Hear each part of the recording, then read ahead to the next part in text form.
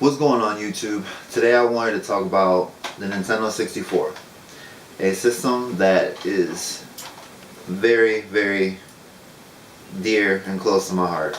A system that I feel is wonderful, that this year marks the 20th anniversary of it being released. I love this system. It has a lot of great games and I have a lot of great memories with this system. So today I just wanted to talk about a little bit of why I feel this system is great, what made it so great, and some of the interesting quirks and unique features that the system had.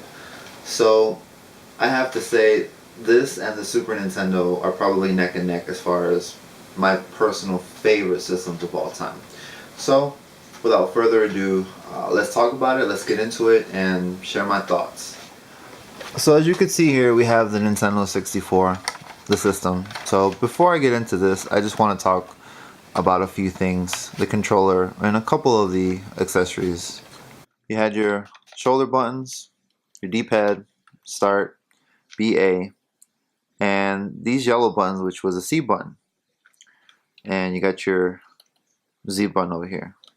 C button, for example, on Super Mario 64, you use this to control the camera angle, which was pretty cool. The Z button I loved because on certain games, like racing and shooting games, racing you could use this for acceleration, and shooting games you could use to shoot. So I really like the fact that the Z button was right here. I could move and I could press the button with one hand. To me, I thought it was cool. I really liked it. I don't like the analog stick on this. To me, it's uncomfortable. It's kind of flimsy, and I've gone through several of these in my lifetime. They wear out really fast. So as much as the analog stick on this thing was revolutionary and made the analog standard for controllers, I'm not a fan of the one on the Nintendo 64. But I don't hate it, but I don't love it. Now, here in the back also, we have the slot for memory card. I never used a memory card. Most of the games that I had, I stored the game files on the actual game, so I didn't have a need to buy a memory card. But you could also put this in, which was Rumble Pack. This Rumble Pack made the vibration on controllers standard as well. So this ran on AAA batteries, well still does. And it came bundled with Star Fox 64 that I remember, and you can buy it separately as well. So a couple of things of this controller that made things standard is the force feed, the rumble on controllers, and the analog for controllers. So is this controller perfect? No, not at all. But it did have its unique features and things that I really love about it. So now let me talk about the system really fast before I get into the games. So this was the first system that I remember that you could use 4 controllers to play, which is now the standard now. You could either hook up 4 controllers or sync them via Bluetooth, however. This made it standard. I love it. This also came with a slot here. I have the expansion pack here. So this increased the RAM of the Nintendo 64. This was needed to be able to play certain games, like Donkey Kong 64 and Majora's Mask. Again, if I remember correctly, this came bundled with the both games that I just mentioned.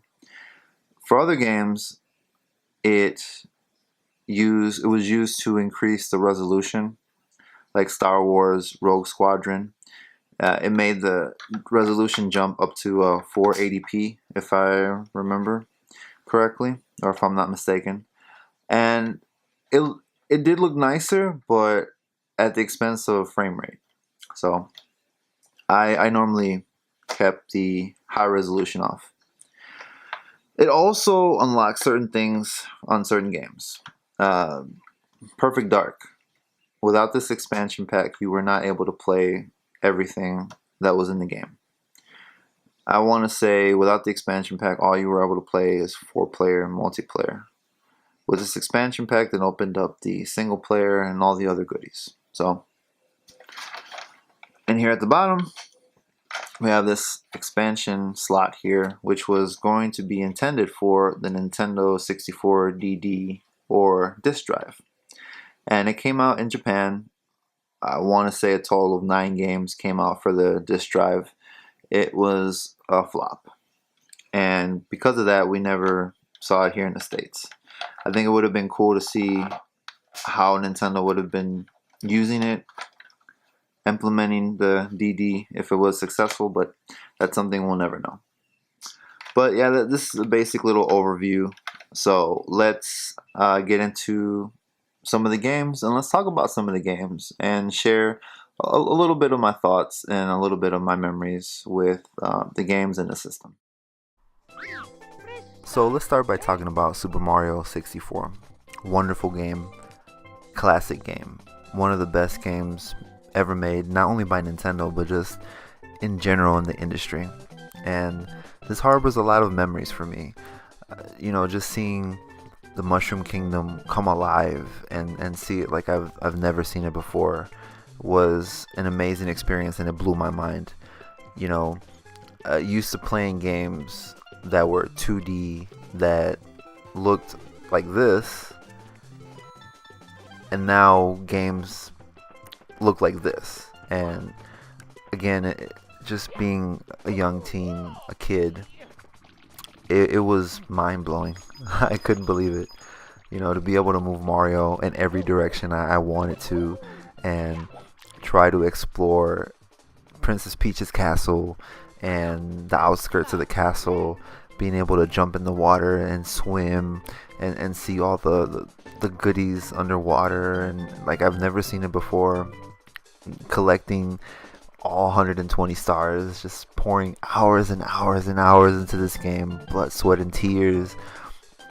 Being able to finally reach on top of the castle and seeing Yoshi's little cameo when you had all 120 stars. Even doing ridiculous things like hearing codes that Luigi was in the game and doing all kinds of crazy things to try to unlock them.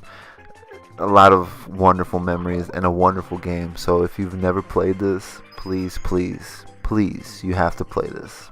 A must if you are into video games. And now we've come to talk about a little bit Mario Kart 64. Easily, to me, the best game on the Nintendo 64. This was the first game that I can remember that truly was a party game. Because as I mentioned before, when I was doing the overview of the system, you could put 4 controllers into the system and 4 people can play. So to me, this was the first party game.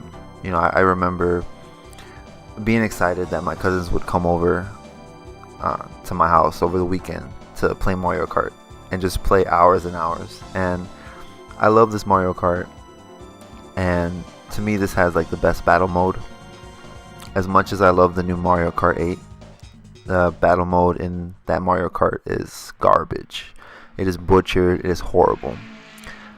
This is the epitome of battle mode for Mario Kart. It was simple, yet fun. And anybody who knows me knows that Mario Kart is my favorite video game franchise. So to say this is my favorite is saying a lot and speaks a lot to this game. And I could pop this in any day, and no matter how I'm feeling, it'll make me feel a lot better. And I love this game dearly. And again, just like I stated with Super Mario 64, if you have not played this game, you have to play this game. So another must. And now we're going to talk about Cruisin USA. Just a really quick story about this game and the 64. So when I got my 64, I saved up, and I was so excited when I finally had enough money to buy the 64. I ran to my local Target and I picked it up, and I had no extra money to buy another game. but I had enough money to go rent a game from Blockbuster. So I went to Blockbuster and I picked this one. I don't remember exactly why I picked this one, but I just picked it. And when I got home, this was the first game I played on my 64. And I just love the fact that I was so excited to see that one of the levels that you could play on this game was Chicago. And if you may or may not know, I'm from Chicago. And to see the city in all its pixelated glory, the skyline when you're driving towards the loop in its pixelated glory, I just thought was so cool. And a lot of people might think this game is horrible, and they have their reasons with all, you know, the imperfections that this game has, but just for it being the first game that I had on my 64, well, to try and to play, and for the fact that it was the first time I saw Chicago like in a video game, the cool factor for me was just off the charts, and for those reasons I love this game. So that's pretty much what I have right now. Hopefully everybody enjoyed the video. Hopefully you enjoyed my overview of the 64 and just a few of my thoughts and recollections of a few games for the 64. Definitely the 64 has a ton more wonderful games than just these, but if I were to speak on all of them, this would probably be a 3-4 hour video. So I hope that everyone that has a 64 has these games, plays them, and enjoys them. So thank you so much for watching, for tuning in, and I appreciate everybody's support. So I hope everyone has a good day or night, depending on when you're watching this video. So holla back.